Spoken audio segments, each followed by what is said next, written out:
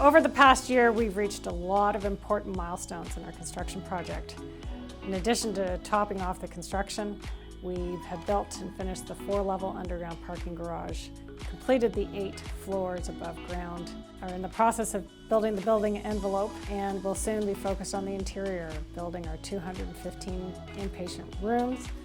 We have spent a lot of time with our staff understanding what technological tools will facilitate the delivery of care, and that includes modern technology, far more private rooms for patients, much bigger doorways to accommodate assistive devices, bigger hallways to be able to transport patients, big windows that allow fresh light and air, new ambulatory clinics to be beside each other so that safe care and timely care is always delivered.